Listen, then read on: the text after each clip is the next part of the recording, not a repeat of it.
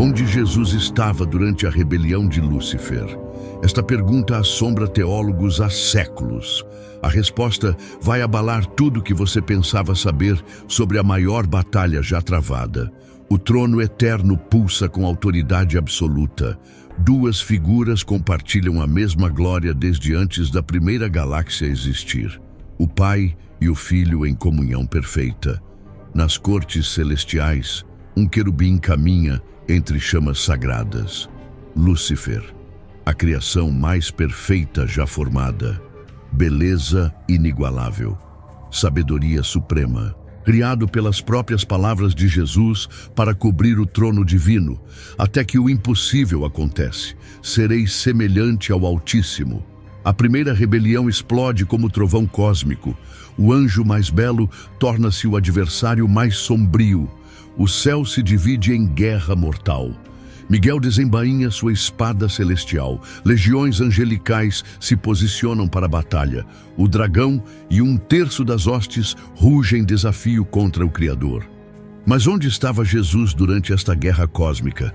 O Filho eterno que criou cada querubim, cada serafim, cada principado e potestade. Onde estava aquele cuja palavra sustenta universos inteiros? Ele lutou ao lado de Miguel, empunhou armas celestiais, comandou exércitos contra o rebelde. Eu vi Satanás cair como um relâmpago do céu. Esta declaração do próprio Cristo revela uma verdade chocante. Jesus não estava ausente, não foi pego de surpresa, não estava desarmado. Ele estava exatamente onde precisava estar. Sua posição durante a maior batalha já travada esconde um mistério que explica por que Deus permitiu a rebelião. Por que o Criador observou sua criação mais bela se voltar contra ele? E por que a queda de Satanás não foi derrota divina, mas estratégia eterna?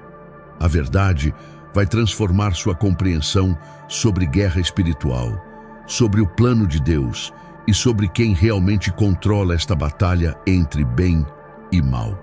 Prepare-se para descobrir onde Jesus estava quando o impossível aconteceu. O Verbo que criou o querubim. No princípio, antes que qualquer mundo existisse, antes que a primeira galáxia girasse no vazio, havia apenas Ele, Jesus, o Verbo eterno, compartilhando a mesma glória com o Pai desde a eternidade passada. Quando Deus decidiu criar, foi através do Filho que tudo veio à existência. João deixa isso cristalino. Todas as coisas foram feitas por intermédio dele, e sem ele, nada do que foi feito se fez. Cada átomo, cada estrela, cada anjo, tudo criado pela palavra poderosa de Jesus. E entre todas as criações angelicais, houve uma que superou todas as outras em beleza e perfeição: Lúcifer. O profeta Ezequiel nos revela detalhes impressionantes sobre este ser extraordinário. Lúcifer era o modelo da perfeição, cheio de sabedoria e formosura. Suas vestes eram adornadas com pedras preciosas: sardônio, topázio, diamante, berilo, ônix, jaspe, safira, carbúnculo e esmeralda. Ouro trabalhado artisticamente cobria seu corpo. Mas aqui está o mistério que poucos compreendem. Foi Jesus quem o criou. Pelas próprias palavras do Filho, Lúcifer veio à existência. O mesmo Jesus que mais tarde caminharia pelas ruas empoeiradas da Palestina foi quem formou o querubim mais magnífico já criado. A ironia é devastadora. O Criador formando aquele que se tornaria seu maior adversário. Lúcifer não era um anjo comum. Ezequiel o descreve como querubim da guarda ungido. Ele tinha acesso direto ao trono de Deus. Cobria o lugar santíssimo com suas asas. Era inculpável em todos os seus caminhos desde o dia em que foi criado. Imagine a cena: Jesus, através de sua palavra criadora, formando este ser de beleza incomparável. Cada detalhe planejado com perfeição divina. Cada atributo concedido com propósito eterno. A sabedoria, a beleza, a posição privilegiada, tudo obra das mãos do Filho. E Jesus sabia exatamente o que estava fazendo. O Criador não foi pego de surpresa pela futura rebelião. Quando formou Lúcifer, Jesus já conhecia o final da história. Ele viu o orgulho que nasceria no coração do querubim, viu as 5 declarações de rebelião que destruiriam a harmonia celestial, viu a guerra que dividiria o céu, e mesmo assim, ele o criou. Esta verdade revela algo profundo sobre a natureza de Deus. O Senhor não cria por acidente. Cada ser, cada circunstância, cada evento serve a um propósito maior dentro do plano eterno. Mesmo a rebelião de Lúcifer estava prevista na mente divina antes da fundação do mundo. Paulo confirma esta verdade em Colossenses. Nele foram criadas todas as coisas nos céus e na terra, visíveis e invisíveis, sejam tronos, sejam soberanias, sejam principados, sejam potestades. Tudo foi criado por ele e para ele. Tronos, soberanias, principados, potestades. Toda a hierarquia angelical veio à existência através de Jesus. Isso inclui Lúcifer em sua posição original como querubim guardião. Mas havia algo único na relação entre Jesus e Lúcifer. Entre todas as criaturas angelicais, este querubim foi colocado na posição mais próxima do trono. Ele andava no meio das pedras afogueadas, uma referência ao lugar santíssimo, onde a glória de Deus se manifesta com maior intensidade. Lúcifer era, literalmente, a obra-prima da criação angelical de Jesus. E aqui reside o mistério que nos leva à pergunta central. Se Jesus criou Lúcifer perfeito, se conhecia seu futuro, se previu sua rebelião, onde estava o Filho quando tudo desmoronou? A resposta começa a se formar quando entendemos que a relação entre Criador e criatura nunca é de igualdade. Por mais perfeito que Lúcifer fosse, por mais privilégios que possuísse, ele permanecia sendo uma criatura. Jesus era seu Criador. A distância entre eles era infinita. Mas Lúcifer esqueceu desta verdade fundamental. O querubim ungido começou a contemplar sua própria beleza, sua sabedoria, sua posição privilegiada. E um pensamento terrível nasceu em seu coração perfeito. Se ele era tão magnífico, por que não poderia ser igual a Deus? Jesus observava tudo. O Criador, vendo sua criação mais perfeita, lentamente se corrompendo. O orgulho crescendo como câncer no coração que antes era puro. A inveja nascendo onde antes havia adoração. E Jesus não interveio. Por quê? Porque havia algo maior acontecendo. Um plano que abrangeria não apenas a rebelião angelical, mas a criação do homem, a queda no Éden e a própria encarnação do Filho, para redimir aquilo que se perdeu. Lúcifer foi criado com livre-arbítrio.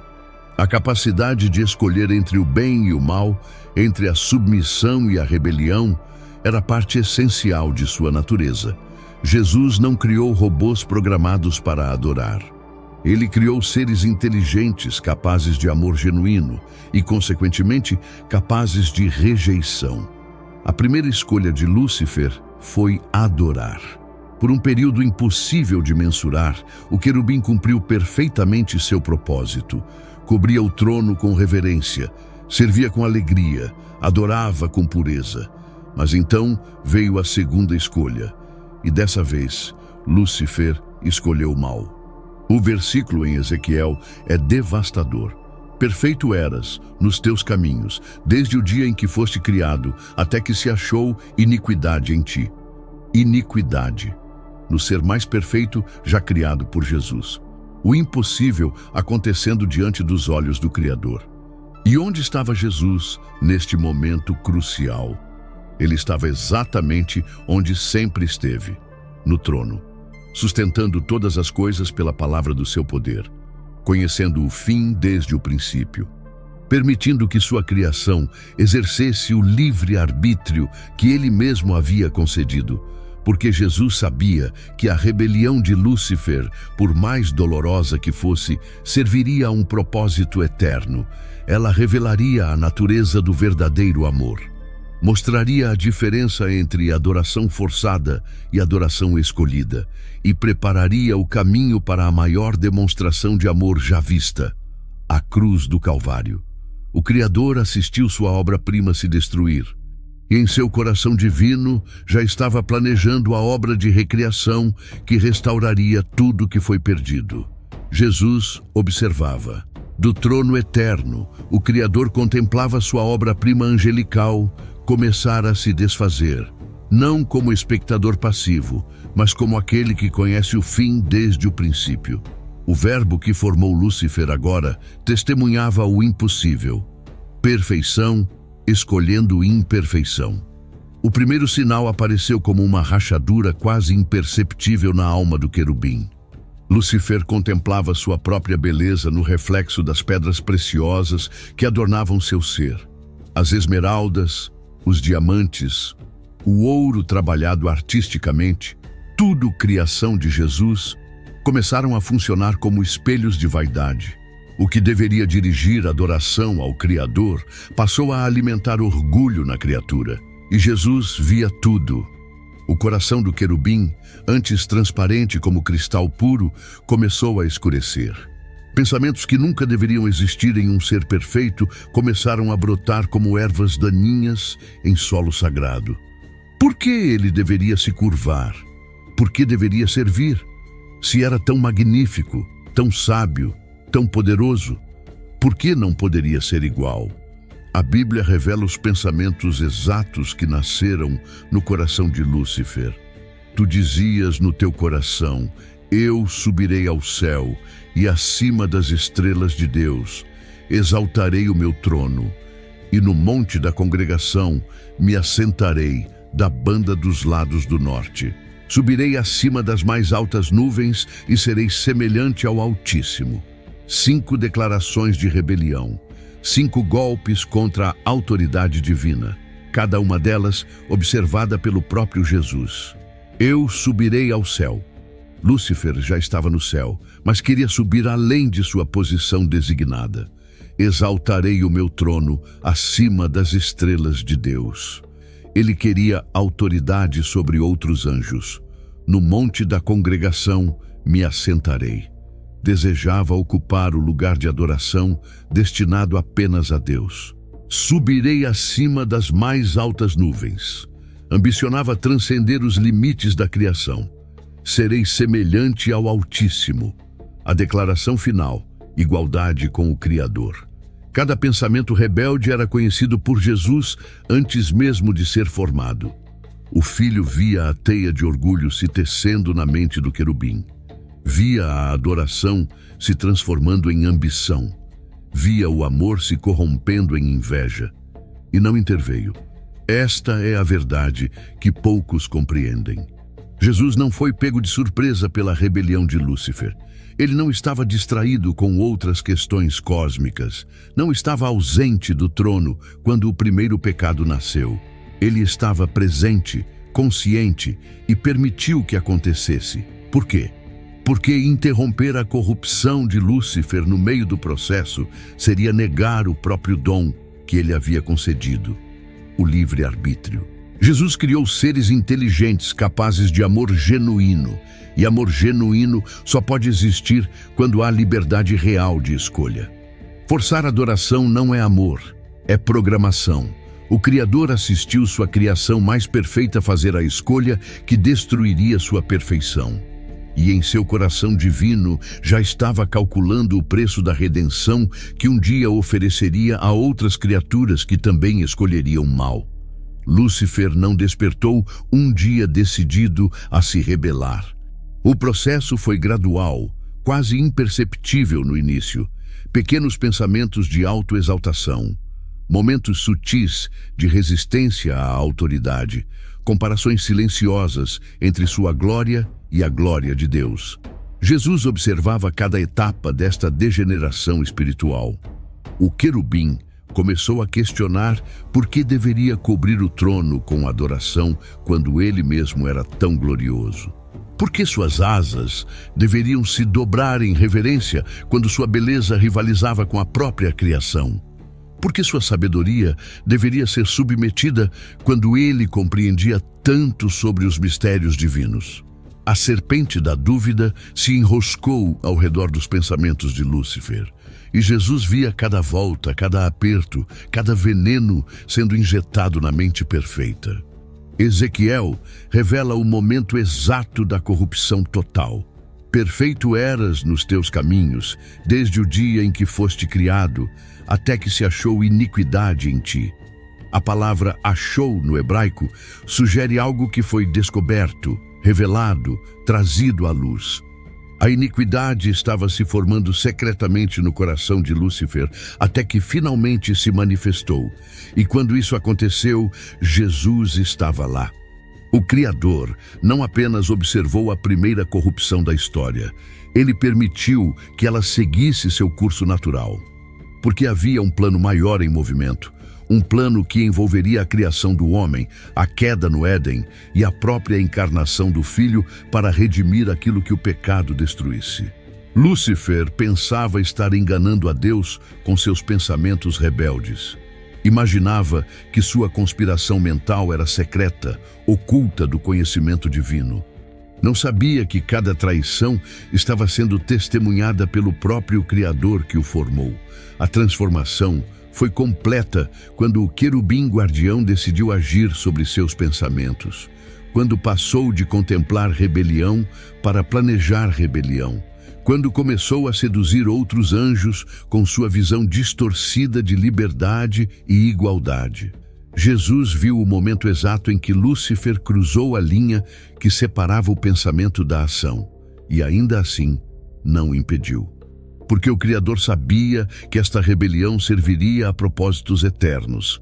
Ela revelaria a natureza do verdadeiro amor versus adoração forçada. Mostraria a diferença entre humildade genuína e submissão por medo. E, mais importante, prepararia o caminho para a maior demonstração de amor já vista, o sacrifício do próprio Filho na cruz.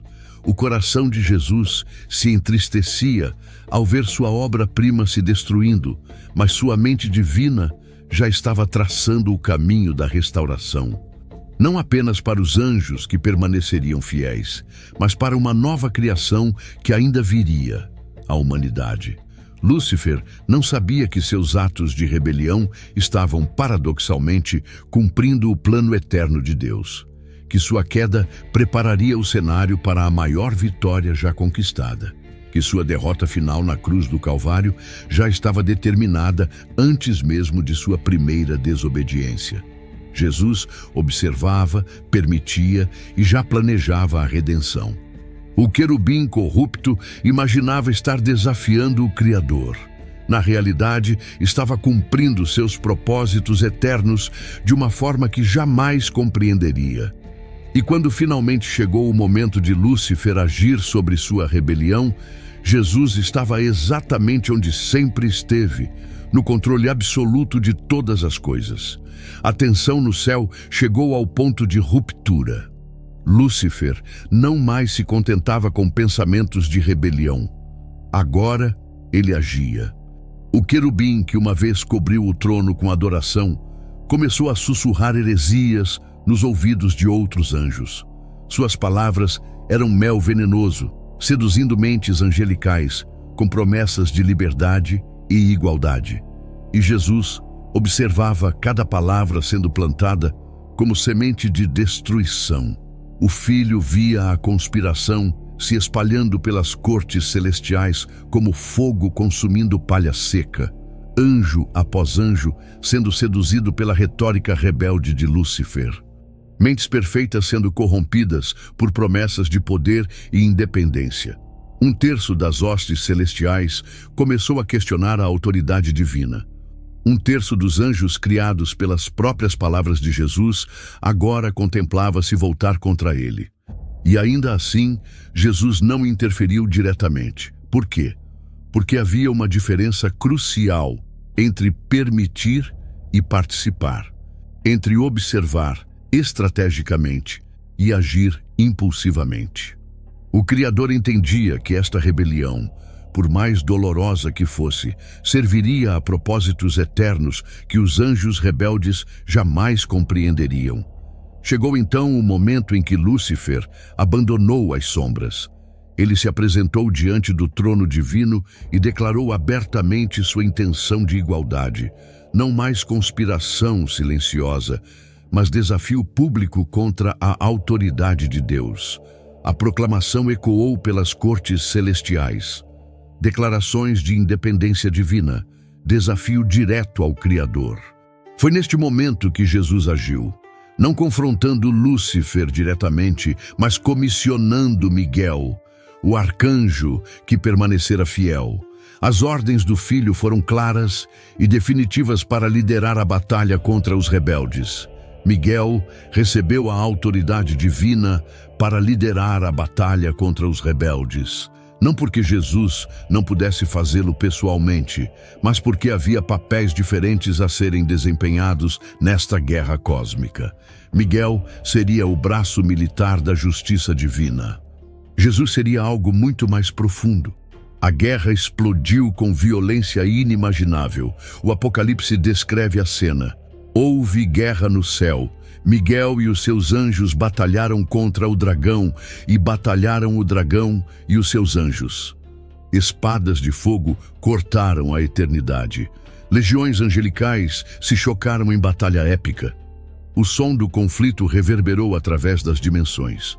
O próprio tecido do espaço celestial tremeu sob o impacto da guerra mais brutal já travada. E onde estava Jesus durante esta explosão de violência cósmica? Ele estava no trono, não como espectador passivo, mas como sustentador de todas as coisas. Enquanto anjos lutavam e o céu se dividia, Jesus mantinha o universo inteiro funcionando pela palavra do seu poder. Bilhões de galáxias continuaram girando, trilhões de estrelas mantiveram sua luz, incontáveis planetas permaneceram em suas órbitas. Tudo porque Jesus, no meio do caos celestial, sustentava a criação com autoridade inquebrantável. Esta era sua verdadeira batalha.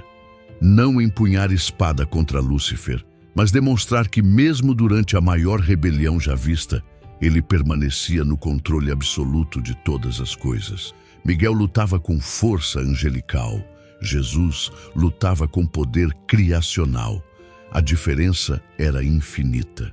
Lúcifer descobriu rapidamente que desafiar o Criador é uma batalha já perdida antes de começar. Não importava quantos anjos ele seduzisse, não importava quão feroz fosse sua resistência, não importava quão determinado estivesse em sua rebelião, ele era a criatura lutando contra o Criador. A batalha, embora épica, teve resultado inevitável.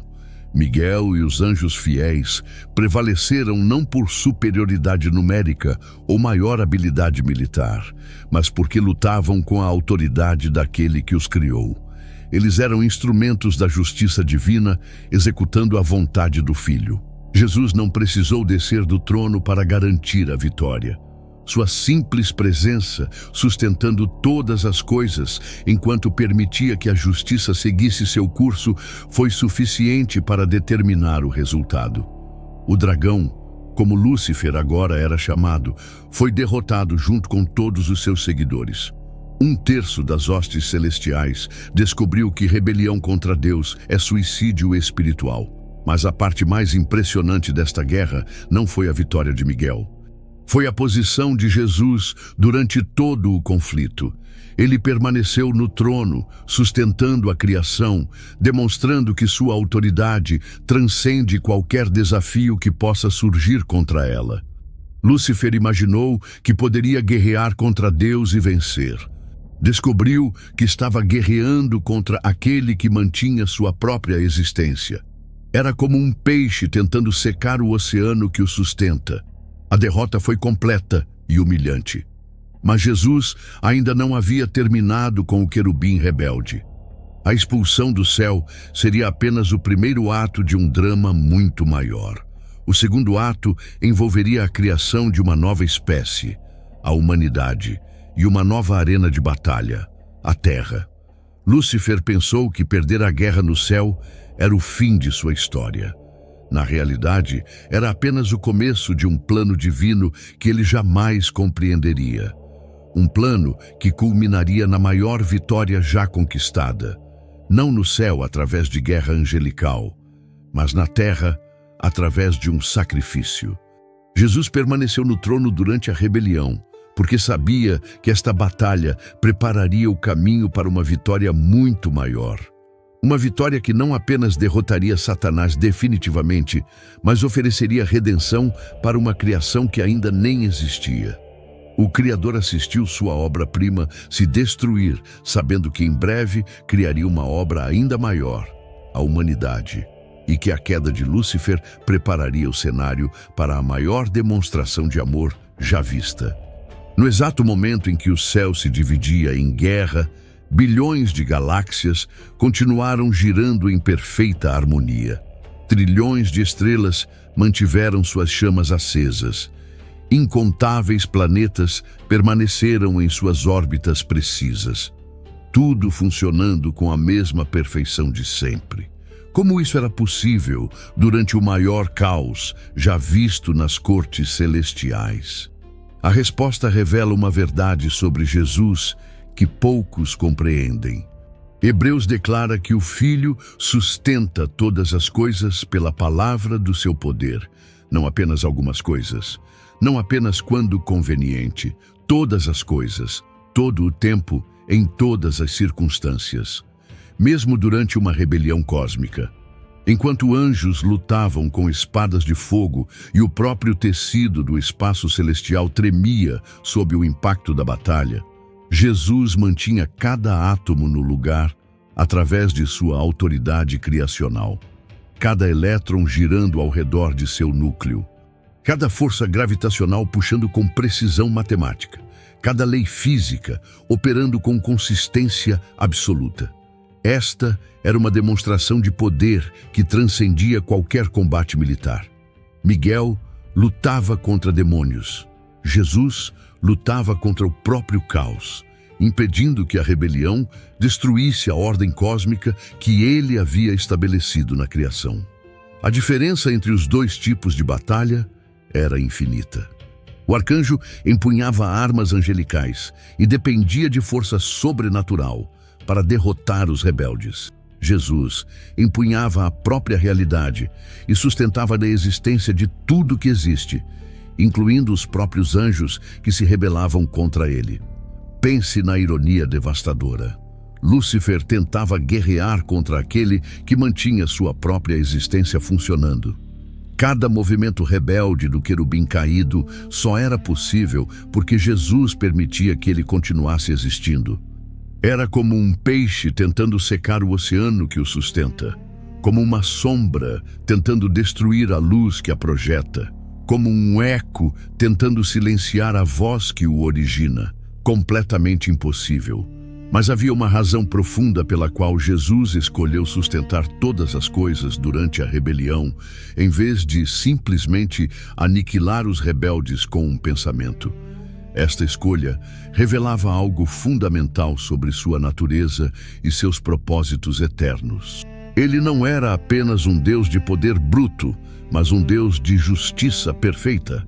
Permitir que a rebelião seguisse seu curso natural até sua conclusão inevitável demonstraria para toda a criação que desafiar a autoridade divina resulta sempre em derrota total.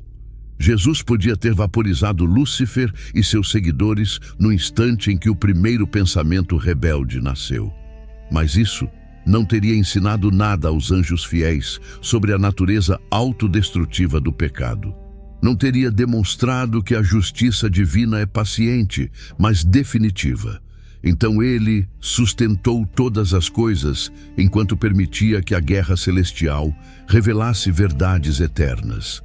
Enquanto Miguel cortava através das hostes demoníacas, Jesus cortava através do próprio tempo e espaço, mantendo a continuidade da existência. Enquanto o arcanjo defendia o trono fisicamente, o Filho defendia a própria possibilidade de existência continuar. Cada golpe de espada de Miguel era alimentado pelo poder sustentador de Jesus. Cada movimento dos anjos fiéis era possível porque o Criador mantinha as leis que governam movimento, força e energia funcionando perfeitamente. A vitória de Miguel sobre o dragão foi real, mas dependia completamente da ação sustentadora de Jesus. Esta verdade revela por que Jesus não precisou se levantar do trono para garantir a derrota dos rebeldes. Sua mera presença como sustentador de todas as coisas tornava a vitória inevitável. Não através de força bruta, mas através de autoridade ontológica, o poder de determinar o que pode ou não pode existir. Lúcifer descobriu que estava guerreando não apenas contra um oponente mais forte, mas contra a própria base da realidade. Como poderia vencer uma batalha quando sua capacidade de lutar dependia inteiramente daquele contra quem lutava? O querubim rebelde tinha força angelical. Jesus tinha autoridade criacional. A diferença não era apenas de grau, mas de categoria completamente diferente. Era impossível para qualquer ser criado vencer o Criador, não importa quantos aliados reunisse ou quão feroz fosse sua determinação. A própria existência dos rebeldes dependia da permissão contínua daquele contra quem se rebelavam. Jesus demonstrou durante a Guerra Celestial que ele não governa através de intimidação ou força superior, mas através de necessidade ontológica. Todas as coisas dependem dele para continuar existindo. Rebelar-se contra ele é rebelar-se contra a própria possibilidade de existir. E ainda assim, ele permitiu que a rebelião continuasse até sua conclusão natural. Por quê? Porque esta guerra preparava o caminho para uma demonstração ainda maior de seu caráter, não apenas como sustentador da criação, mas como redentor da criação caída. A humanidade ainda não havia sido criada, mas Jesus já estava planejando como sua ação durante a rebelião angelical se conectaria com sua futura obra de salvação. O mesmo poder que sustentou o universo durante o caos celestial seria o poder que sustentaria a cruz quando ele carregasse os pecados do mundo. Lúcifer pensou que a guerra no céu era sobre poder e autoridade. Jesus sabia que era sobre preparar o caminho para amor e redenção. O querubim caído guerreou para destronar o Criador. O Criador sustentou todas as coisas enquanto planejava como um dia se tornaria criatura para salvar outras criaturas que também escolheriam se rebelar. A diferença entre os dois não era apenas de poder, mas de propósito. Lúcifer lutava para exaltar a si mesmo. Jesus sustentava todas as coisas enquanto planejava se humilhar para salvar outros. Esta verdade transformaria a guerra celestial de uma mera batalha militar em uma revelação do coração de Deus. Um coração que prefere redimir a destruir, restaurar a aniquilar, salvar a condenar. Antes de continuarmos, se este conteúdo tem abençoado sua vida, curta, comente e compartilhe. Se inscreva no canal e, se quiser abençoar o canal, clique no botão Valeu e deixe uma oferta de qualquer valor ou se torne membro. Assim, continuamos investindo em pesquisa e melhorias para abençoar ainda mais a sua vida. Continuando, a guerra chegou ao fim. Mas onde estava Jesus durante esses momentos finais da guerra cósmica? Ele permanecia no trono. Não como observador distante, mas como testemunha suprema de cada movimento da batalha. E foi de lá que saiu uma das declarações mais misteriosas já feitas pelo Filho de Deus. Milênios depois, quando caminhava pelas colinas da Galileia, Jesus faria uma afirmação que deixaria seus discípulos perplexos. Eu vi Satanás cair como um relâmpago do céu. Esta não era uma metáfora, não era linguagem figurada, era o testemunho ocular de alguém que esteve presente no momento exato da expulsão. Jesus viu, mas o que significa ver na dimensão eterna? Como o filho observou a queda do querubim rebelde e por que ele escolheu ser testemunha em vez de executor direto da sentença. A palavra ver, no original grego, carrega um significado muito mais profundo que observação casual. Implica percepção completa, compreensão total, conhecimento absoluto de cada aspecto do evento observado. Jesus não apenas assistiu Satanás cair, ele compreendeu cada nuance da queda. Viu não apenas o evento físico da expulsão, mas todas as implicações espirituais, proféticas e eternas daquele momento. O Filho estava presente em sua natureza divina onipresente, percebendo simultaneamente cada dimensão da batalha. Ele viu o orgulho se transformando em desespero no coração de Lúcifer. Viu a autoridade angelical sendo despojada do querubim rebelde. Viu o momento exato em que Lúcifer, filho da alva, se tornou Satanás, o adversário. E viu tudo isso como relâmpago cortando o céu. A velocidade da queda foi impressionante. Um momento Lúcifer estava guerreando nas cortes celestiais, no próximo estava sendo expulso para as regiões inferiores. Sem gradação, sem processo lento, como luz instantânea rasgando a escuridão. Porque a queda foi tão rápida? Porque desafiar o Criador não é processo gradual de derrota, é colapso imediato e total. Quando a criatura finalmente confronta o Criador diretamente, a diferença de poder se torna cristalina. Não há resistência possível. Não há negociação, apenas submissão à autoridade suprema ou expulsão instantânea. Lúcifer escolheu a expulsão. Jesus testemunhou o momento em que o querubim mais belo já criado descobriu a diferença infinita entre criatura e Criador. Entre rebelião e realidade, entre ambição e autoridade. Mas há um mistério ainda maior na declaração de Jesus. Por que ele precisava ter visto para depois testemunhar? A resposta revela uma verdade profunda sobre o plano eterno de Deus. Jesus não foi apenas testemunha da queda de Satanás. Ele foi testemunha necessária. Sua observação não era opcional, mas essencial para tudo que viria depois. O Filho precisava ver a origem do mal para poder ofertar a solução do bem. Precisava testemunhar a primeira rebelião para poder conquistar a vitória final. Precisava observar como o pecado entrou no universo para poder planejar como o perdão sairia do coração divino. Cada aspecto da queda de Satanás que Jesus observou se conectaria com algum aspecto de sua futura obra redentora na terra. Ele viu o orgulho destruir Lúcifer e planejou como a humildade o levaria à cruz. Viu a ambição expulsar o querubim do céu e determinou como o sacrifício traria pecadores de volta para casa. Viu a rebelião resultar em morte espiritual e arquitetou como a obediência resultaria em vida eterna. Jesus foi testemunha estratégica da primeira queda para poder ser salvador eficaz da última restauração. Mas há outro elemento na declaração que poucos percebem. Quando Jesus disse, "Eu vi Satanás cair", ele não estava simplesmente relembrando o passado. Estava profetizando o futuro. A queda que Jesus testemunhou no céu era a prefiguração da queda final que ele conquistaria na terra.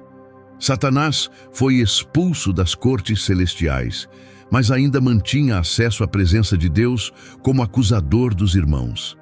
A expulsão era parcial, não final. A cruz mudaria isso completamente. Quando Jesus morreu e ressuscitou, Satanás perdeu para sempre qualquer direito legal de acusar os redimidos. A queda, como relâmpago, que Jesus testemunhou no céu, se tornaria queda como pedra que ele executaria na terra. O Filho viu a primeira derrota de Satanás para poder garantir a derrota final de Satanás. Esta conexão entre testemunhar e redimir revela por que Jesus escolheu ser observador durante a guerra celestial. Não porque ele não pudesse lutar, mas porque sua verdadeira batalha contra Satanás aconteceria em outra arena, não no céu através de força angelical, mas na terra através de sacrifício divino. Miguel derrotou Satanás militarmente. Jesus o derrotaria legalmente. A espada do arcanjo expulsou o adversário do céu. A cruz do Salvador o expulsaria para sempre da vida dos redimidos. Jesus testemunhou a queda como relâmpago para poder executar a queda como julgamento. Viu a expulsão temporária para poder decretar a condenação eterna. E quando finalmente chegou o momento de enviar 70 discípulos para expulsar demônios, Jesus pôde se alegrar genuinamente em sua vitória, porque sabia que ela ecoava uma vitória muito maior que ele havia testemunhado desde a eternidade. Cada demônio expulso pelos discípulos era lembrança da queda que Jesus viu. Cada cura realizada em seu nome era a antecipação da restauração que ele conquistaria. Cada vitória espiritual era reflexo da autoridade que ele sempre possuiu sobre aquele que se rebelou contra sua criação. Jesus viu Satanás cair como relâmpago porque precisava testemunhar a origem da batalha para poder vencer a guerra. E quando a guerra finalmente terminasse na cruz e no túmulo vazio, aquela queda como relâmpago se tornaria queda como avalanche, definitiva, irreversível, eterna. O Filho foi testemunha da primeira derrota do adversário para poder ser o autor da derrota final do adversário, a sentença do juiz eterno. Satanás e seus anjos jaziam derrotados, expulsos das cortes celestiais. Mas a guerra não havia realmente acabado. Restava o momento mais solene de todos, a sentença final. Jesus se levantou do trono, não para lutar. A batalha militar estava encerrada, não para perseguir. Os inimigos já haviam sido expulsos. Ele se levantou para exercer sua autoridade suprema como juiz de toda a criação. Este era o momento que definiria o destino eterno de 1/3 das hostes celestiais. O Filho havia testemunhado cada aspecto da rebelião. Viu o orgulho nascer no coração de Lúcifer, observou a corrupção se espalhar pelas cortes celestiais, permitiu que a guerra seguisse seu curso natural, sustentou o universo durante o caos. Agora chegara a hora da justiça. A autoridade para julgar não pertencia a Miguel, por mais valoroso que tivesse sido na batalha. Não pertencia aos serafins, por mais santos que fossem. Não pertencia a nenhum anjo criado, não importa sua posição na hierarquia celestial. Pertencia exclusivamente ao Criador. Jesus havia formado cada um dos anjos rebeldes através de sua palavra. Conhecia cada detalhe de suas naturezas, cada capacidade de suas mentes, cada limite de suas forças. Se alguém tinha autoridade para determinar suas consequências, era aquele que os trouxe à existência. A sentença que saiu dos lábios do Filho foi simples, definitiva e irrevogável. Banimento permanente, não aniquilação. Isso seria misericórdia rápida demais, não prisão temporária. Isso sugeriria possibilidade de restauração. Banimento, expulsão completa e definitiva da presença divina, das cortes celestiais, do lugar de privilégio que uma vez ocuparam. Lúcifer, que desejou ser semelhante ao Altíssimo, descobriu que seria o mais baixo de todos os seres. O querubim que cobriu o trono se tornaria o adversário condenado a vagar nas regiões inferiores. Mas havia algo peculiar na sentença de Jesus. Ela não foi pronunciada com ira descontrolada ou sede de vingança. Foi declarada com a mesma autoridade tranquila com que ele havia criado os mundos. Esta era justiça perfeita sendo executada por amor perfeito. Jesus não condenou Satanás por ódio pessoal, mas por necessidade cósmica.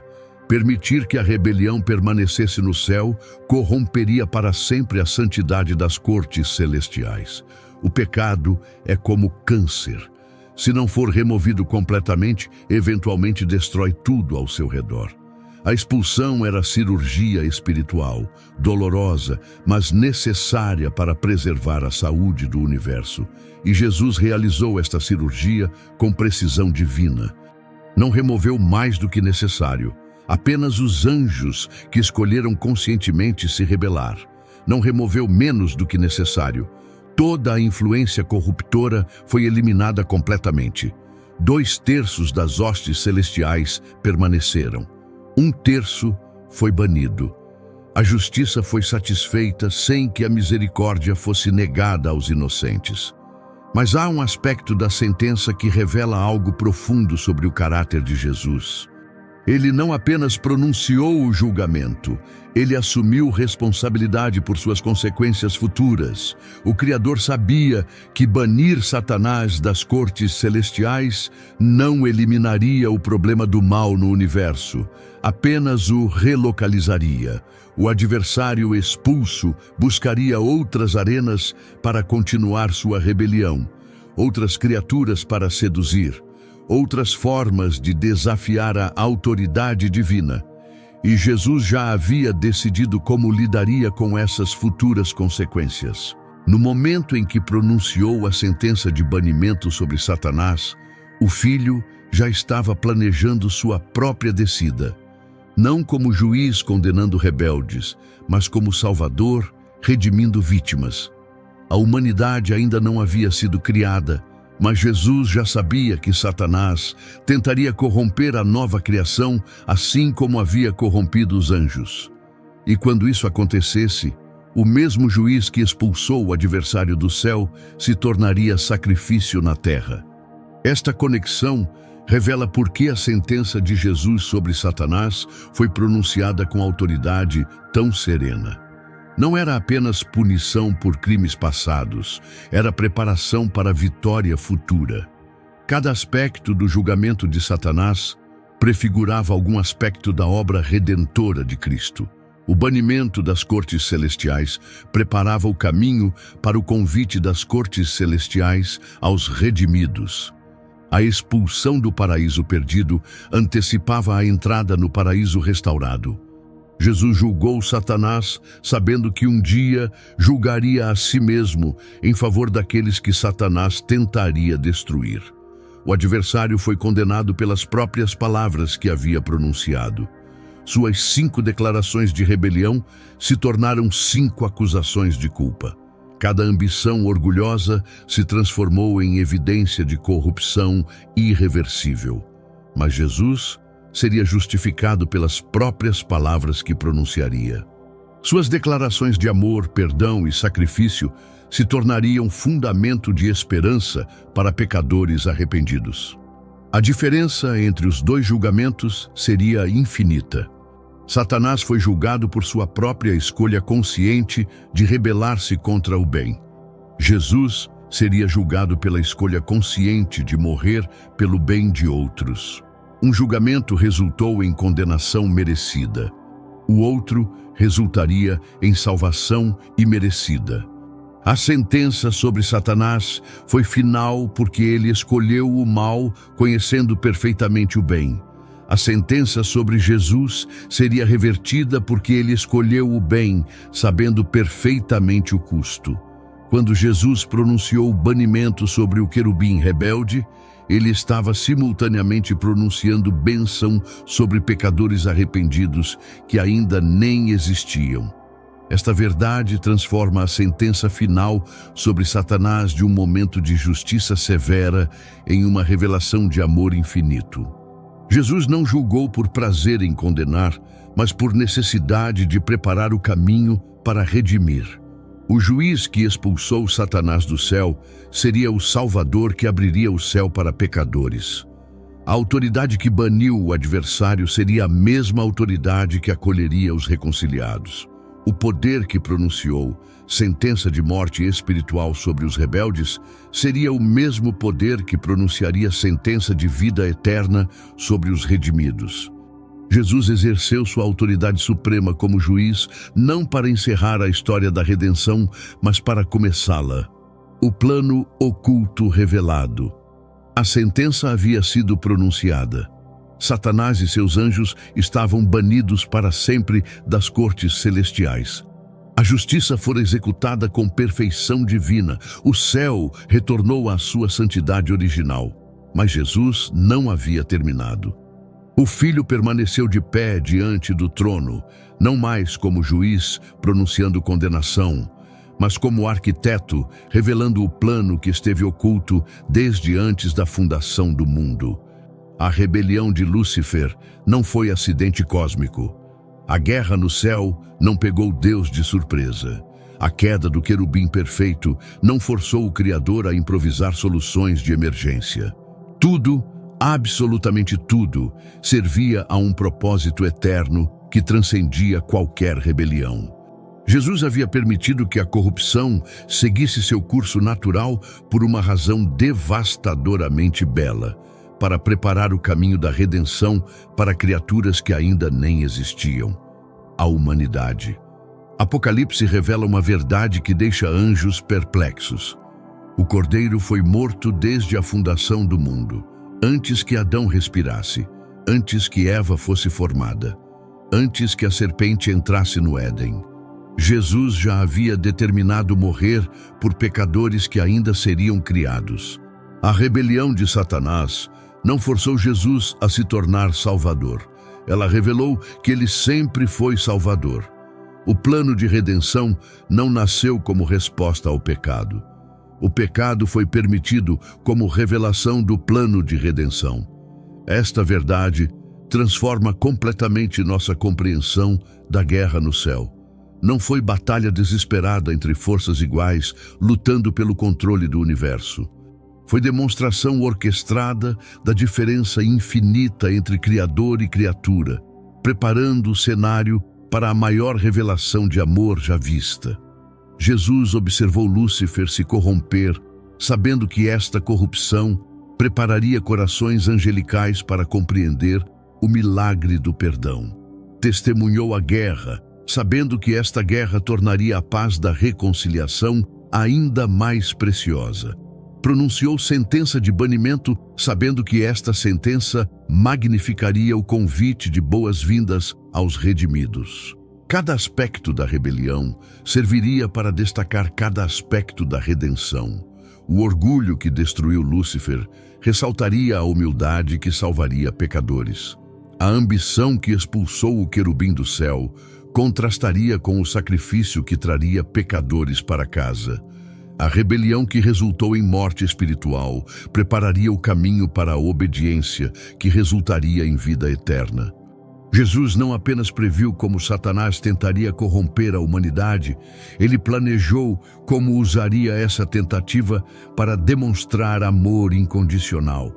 O mesmo adversário que seduziu anjos perfeitos no céu tentaria seduzir humanos imperfeitos na terra. E quando conseguisse, Jesus estaria pronto com uma solução que Satanás jamais poderia antecipar: assumir pessoalmente as consequências do pecado humano. A cruz não foi um plano substituto depois que a criação deu errado. A cruz foi plano A antes que qualquer criação existisse. Jesus permitiu que Satanás tentasse Adão, sabendo que ele mesmo seria o segundo Adão que venceria onde o primeiro falhou. Permitiu que o adversário trouxesse morte ao mundo, sabendo que ele traria vida abundante. Permitiu que o pecado entrasse na criação, sabendo que ele entraria na criação para remover o pecado. Cada vitória temporária de Satanás apenas preparava o palco para uma vitória eterna de Jesus. Esta perspectiva revela por que Jesus permaneceu no trono durante a rebelião celestial, em vez de descer para lutar pessoalmente. Sua verdadeira batalha contra Satanás aconteceria em outra dimensão completamente. Não através de força superior, mas através de amor superior. Miguel derrotou Satanás com espada angelical. Jesus o derrotaria com sacrifício divino. O arcanjo expulsou o adversário do céu através de poder militar. O Salvador o expulsaria da vida dos redimidos através de poder moral. A vitória de Miguel foi externa e temporária. Satanás foi banido das cortes celestiais, mas manteve acesso como acusador. A vitória de Jesus seria interna e eterna. Satanás perderia para sempre qualquer direito legal sobre pecadores arrependidos. E quando finalmente chegou o momento da encarnação, Jesus desceu não como guerreiro conquistando inimigos, mas como cordeiro carregando pecados. Não para destruir Satanás através de julgamento imediato, mas para desarmá-lo através de perdão radical. A cruz foi a revelação final do plano que esteve oculto durante toda a rebelião celestial. Satanás pensou que havia vencido quando Jesus morreu. Descobriu que havia perdido para sempre quando Jesus ressuscitou. A morte que parecia derrota foi vitória definitiva. A fraqueza aparente foi poder absoluto. O sacrifício que parecia fim foi começo da restauração. Jesus planejou tudo desde o momento em que observou o primeiro pensamento rebelde nascer no coração de Lúcifer. A rebelião revelou a natureza autodestrutiva do pecado. A redenção revelaria a natureza transformadora do amor. A queda demonstrou o que acontece quando criaturas rejeitam o Criador. A salvação demonstraria o que acontece quando o Criador abraça as criaturas. E quando finalmente o adversário for lançado no lago de fogo, conforme prometido em Apocalipse, sua destruição final apenas coroará a vitória que Jesus conquistou quando permitiu que ele se rebelasse no princípio. O plano oculto durante toda a guerra celestial se tornará plano revelado na consumação de todas as coisas. Deus não apenas remove o mal do universo, ele transforma o mal em ocasião para demonstrar bem infinito.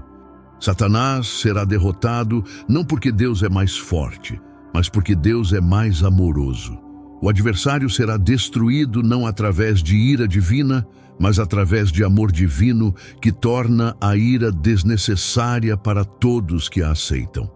Jesus permaneceu no trono durante a rebelião de Lúcifer, porque sabia que seu verdadeiro trono seria uma cruz.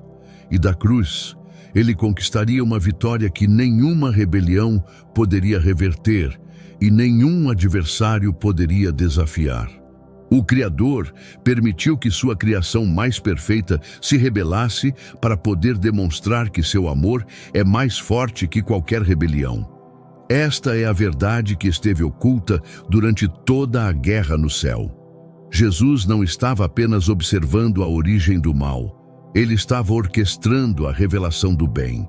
E você, que descobriu onde Jesus estava durante a rebelião de Lúcifer, agora conhece o segredo que anjos desejam compreender. O mesmo amor que permitiu a primeira queda é o amor que garante a restauração final. O plano oculto foi revelado, a vitória já foi conquistada, a guerra terminou antes mesmo de começar.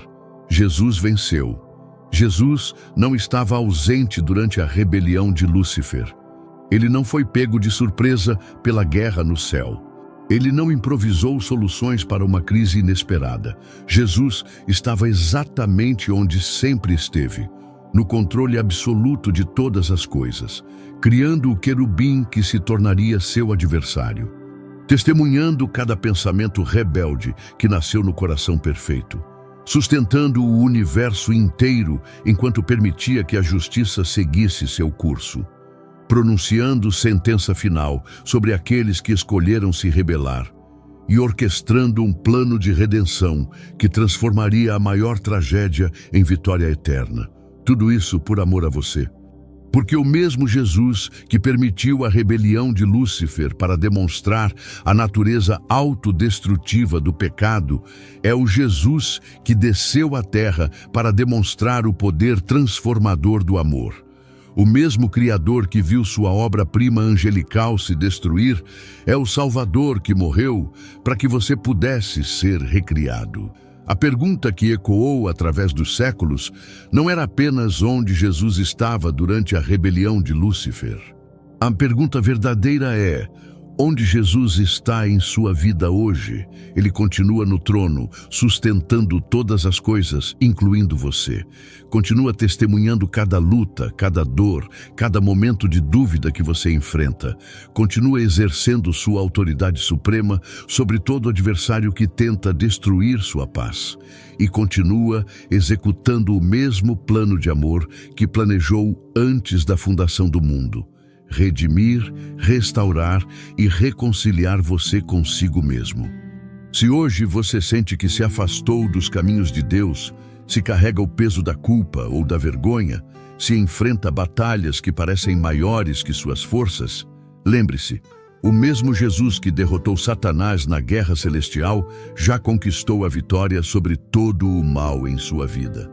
Hoje, se você deseja se reconciliar com nosso Salvador Jesus Cristo por ter se afastado dos caminhos ou quer iniciar uma nova jornada rumo à salvação eterna, comente aqui embaixo: eu te aceito, Senhor Jesus, como meu único e suficiente Senhor e Salvador da minha vida. E se você já entregou sua vida a Cristo, se já conhece o poder transformador deste amor que venceu a maior rebelião da história, comente amém para que esta mensagem seja divulgada para mais pessoas. Compartilhe este vídeo com aqueles que precisam descobrir onde Jesus estava quando tudo parecia perdido. Porque a mesma vitória que Jesus conquistou sobre Lúcifer, Ele quer conquistar em sua vida hoje. Até a próxima.